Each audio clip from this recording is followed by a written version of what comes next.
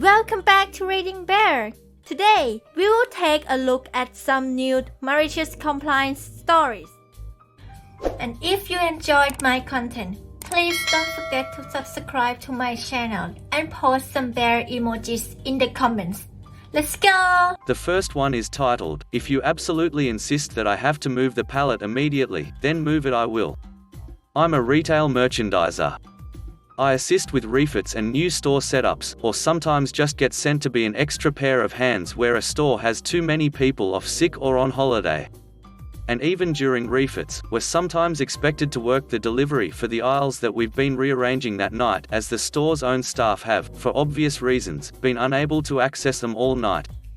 On this particular shift we'd been doing the beers, wines, and spirits section.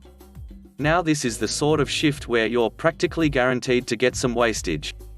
Bottles smash, cans split, it's just accepted as the price of moving literally hundreds of them in the course of a single night. All you can is hope you're not the one who goes home smelling like a brewery.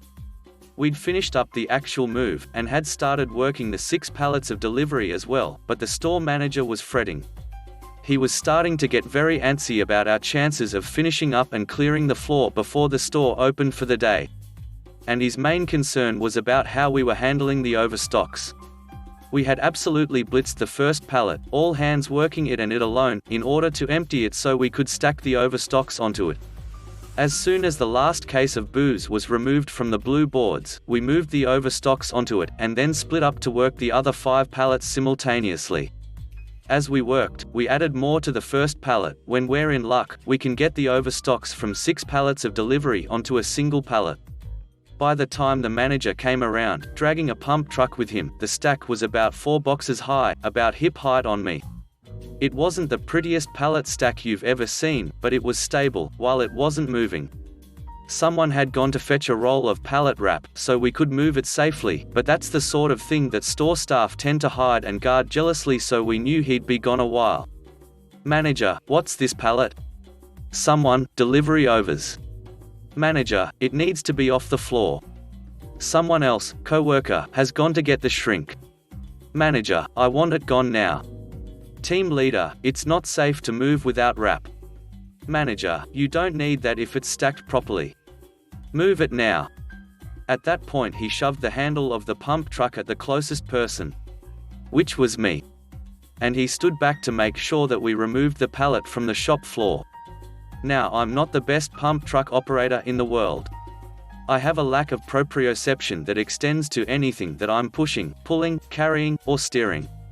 Normally I wouldn't go anywhere near a pallet of glass bottles, but everyone else backed away. They knew what would happen if anyone jacked that pallet up and tried to move it, and they wanted no part of it. The manager obviously wanted it moving though, and it was his store. So I carefully got the forks under the pallet, no ramming it in for this baby, gently lifted it off the floor, and started moving as smoothly as I could. 1 step, 2 steps, 3 steps, enter the slalom of bakery tables and fridges between alcohol and warehouse. I surprised myself by getting past the individual rolls table without incident, but when I started to maneuver around the cream cakes fridge I heard the unmistakable sound of bottles smashing. I looked behind me to confirm it. A corner of the pallet had decided to acquaint itself with the linoleum-covered concrete floor. Wine, whiskey, vodka, and rum were all mixed in a spreading puddle on the floor. Oh, and on the manager who'd been following behind, presumably wanting his pump truck back once the pallet was stowed away, who hadn't bothered to try and stabilize the collapsing boxes. My team leader had also been following, at a more sensible distance. Team leader, looks like it needed wrapping. The next one is titled, "Wherever the statue goes, I must go?" Sure thing. I have collaborated some years with the police in my city, Valencia, Spain, and to this day they still tell the tale of the funniest malicious compliance that was done by 2 officers in the late 80s, early 90s. There was a festivity where a statue was walked in a procession through the city center, and ending in the port of Valencia, putting it in a ship in order to transport it to its original place. 2 police officers were entrusted with escorting the statue with their motorbikes. The inspector who ordered it was said to be rude, and said something in the lines of, "You better be glued to the statue, wherever it goes, you two go with it." The service seemingly went okay for the police officers, but after some days, the police department received a call from the Port Authority informing that there were 2 police motorbikes parked several days inside the port. That was when the inspector realized what had happened.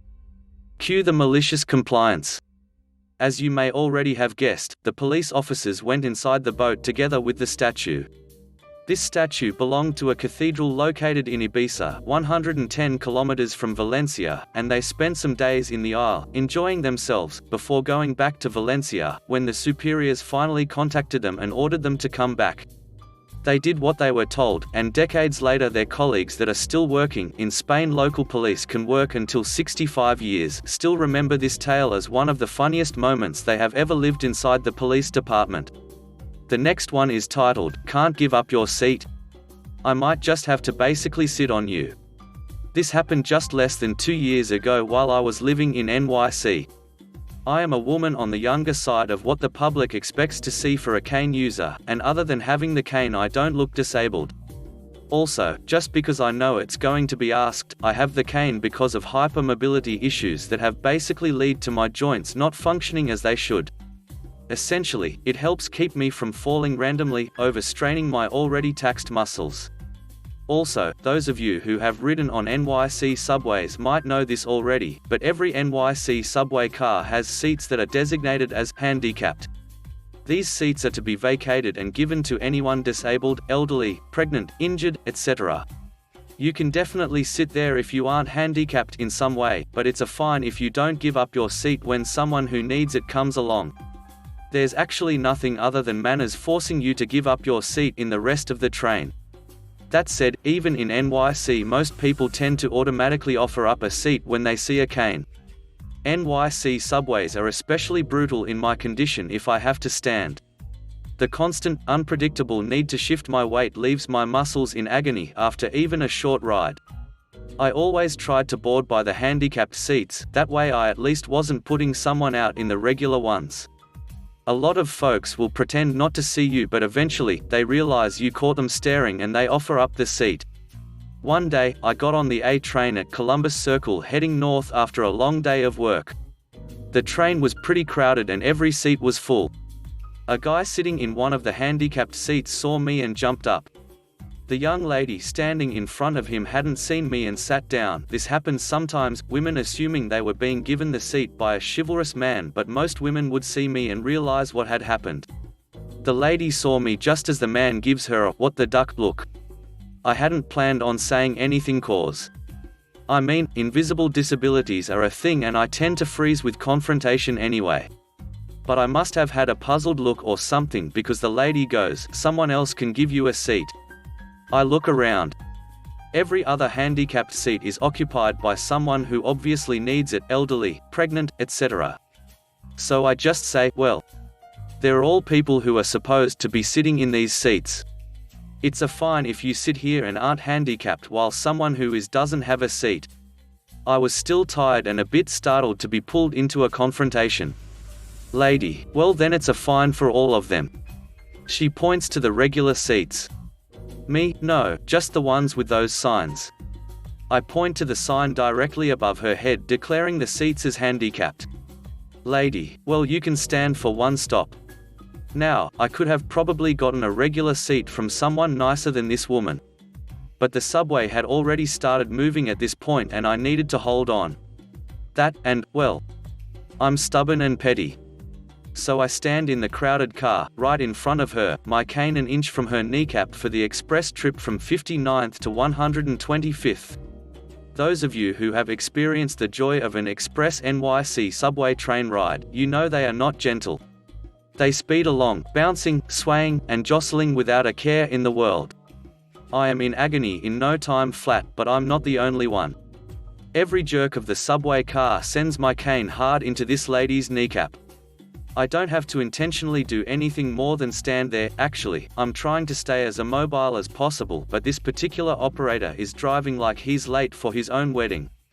She tries to shift, but I really am all up in her business. Grab bar is right above her after all. We get to 125th and she tries to stand, but I don't move. She did want me to stand, after all. She eventually shoves past me up out of her seat. I'm fine because the car is too crowded for me to fall or anything, but doesn't make it out of the car in time. By that time I've gratefully taken the seat she vacated, so she has to stand until we get to 145th. At that point she got off, I assumed to get on going the other direction, and I never saw her again. The next one is titled, "We'll follow the quote and contract as requested." I explained what a malicious compliance was to my dad. English is not our first language, so he wasn't familiar with the term, and he told me a story of his own. For a little bit of backstory, my dad works for Mike, the owner of a construction company. Part of my dad's job is to study the plans and quote and place a bid on the company's behalf. Important to note that the quote is usually made by someone with knowledge about construction and the different steps required for the job. One day, my dad receives a quote which looks a bit botched. The document is a patchwork of different sections taken from past quotes of similar jobs. The whole thing has been made by Janine McJanine Inc. Far from knowing anything related to construction, Janine is actually the executive director of the town's council. Not making any sense of the plans, Mike suggests to refrain from bidding on the job or to ask the mayor to issue new plans made by a professional. My dad tells him that instead they should take the job as it is and work the details later. Mike's company places a bid on the job and, unsurprisingly, gets it. It only takes a few days to hit a rock wall. See, the top 30% of the ground they had to dig was easily removed. As for the remaining 70%, it was solid rock and needed special equipment to deal with it. The contract usually has multiple instructions in regards of unexpected situation. The workers can just refer to the contract and follow the authorized solutions. However, no such information were in the botched contract. Cue malicious compliance. Not wanting to rent the specialized equipment at their own expense, Mike's company contacted the mayor's office to discuss the issue with the council, only to come to the inevitable conclusion that they have to pay for the equipment. All the while, the workers on the construction site still get paid while waiting for the decision. What had been estimated as a $30,000 job ended up costing the town $90,000. And to my dad's knowledge, Janine never did a quote for the town ever again. The next one is titled, "You want me to stop what I'm doing and do this other thing?" So, this happened several times at my job, still at it, over a few years. I work at Kroger and was in the drug GM department after being transferred there for no reason from grocery, dairy. So fast forward a few months, I'm working a pallet and a half of product on the floor to carts and then to the shelf. We had an area we could hide the pallets out of the way of customers, so we didn't have to work in the congested backroom all the time. I'm minding my own business, doing my job, when my store manager comes over and gets mad. "Why are you over here instead of in dairy?" "Oh, well, this is my department, so, you know. Stop what you're doing and get over in dairy, there's no one there." A little more backstory. We have lost at least 3 dairy managers in the course of a year for various reasons. One of the full-time day shift workers quit on the spot, and I would frequently get yelled at for taking too long to clean up when told to go to another department out of the blue. So I get told to go to dairy. Okay. What do? I leave everything on the sales floor, a half-worked pallet, 2 U-boats half full, a bunch of empty boxes, plastic wrap, and a pallet jack. I work in dairy for the rest of my shift, 6 hours, and then go home. The next day, "Why'd you leave all that crap on the sales floor?" "Well, you yelled at me for taking too long to clean up, so I just did what you told me." "Maybe next time don't do that?"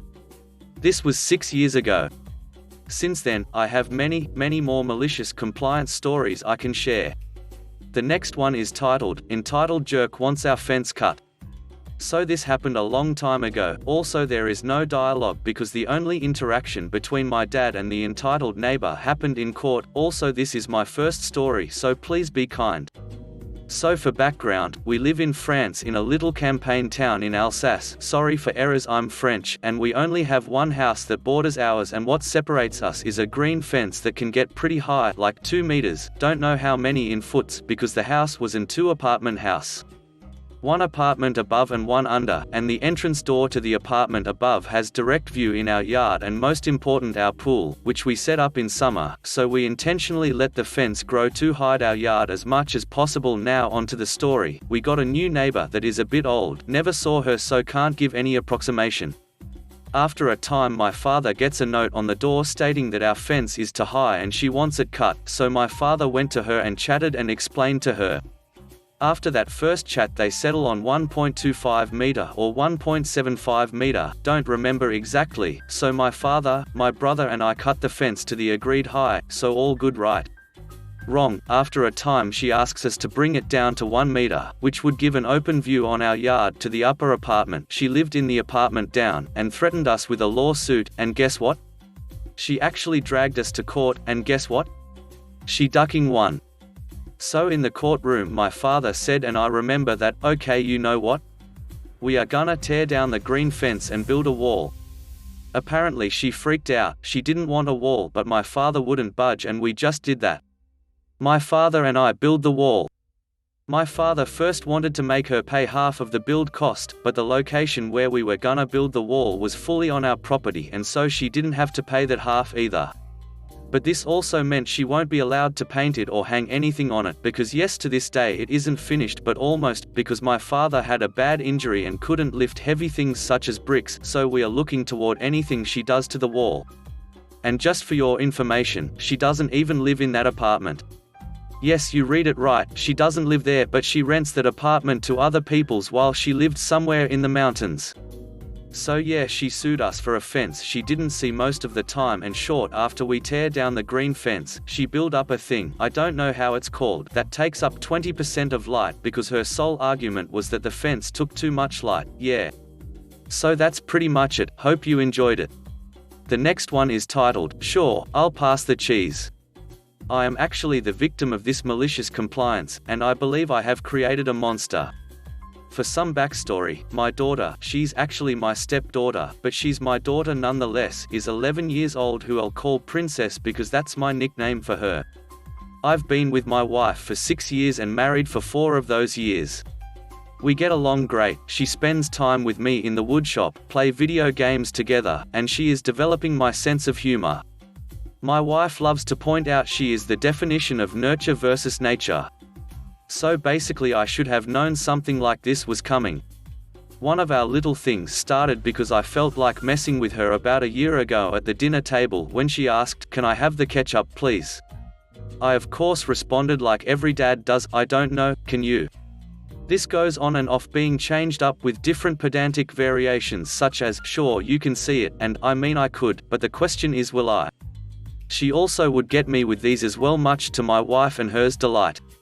Now I do sprinkle in some actual parenting with this about teaching her how important it is to use words to convey your intent properly, but it's mostly just good old-fashioned fun between father and daughter. This all picked up with a fever this week, where we each got each other multiple times during dinner 3 nights in a row, until she ended it last night with the sweetest compliance I've seen in a while. We were having tacos, and without thinking I asked her, "Sweetie, could you please pass me the cheese?" Without missing a beat, she grabs the cheese and throws it right at me. I wasn't expecting it and it smacks me right in the face. My wife and I just sit there staring at her, mouths agape, and all she says is, "You told me to pass the cheese." Through the laughter and mild humiliation, I have never been more proud. The last one is titled, Go and Talk with Your Girlfriend, We Don't Wanna Speak with You. Sure thing buddy. Hi y'all, I got a little story that happened to Kai, my girlfriend, fake name obviously, and how everyone in my friend group basically yelled at Kai, did many other things that were wrong, and not for this sub to her. Kai has suffered from depression and anxiety a lot, but is improving dramatically, and I'm genuinely proud of her, but y'all aren't here to hear me talk about her. So now we get to the main person of the hour, the one I'm gonna conveniently name Karen, also fake name. Now Karen was the weird, always acting depressed type of person in the group, wasn't really the brightest crayon in the box, but in my eyes I always pictured her color either black or brown.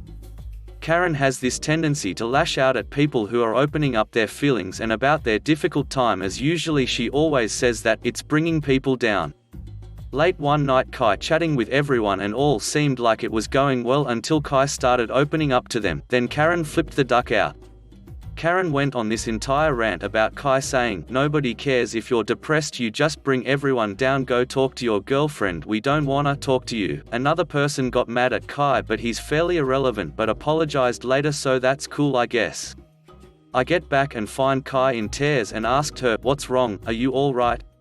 Into which Kai told me, "Everybody just wants me to talk to you, they don't wanna speak with me." That's when the little devil on my right shoulder popped up and a sly smile straight out of the Grinch creeped across my face. The only reason they didn't want Kai to leave the friend group was because they wanted her around so they could keep in touch with me and ask how I am, etc.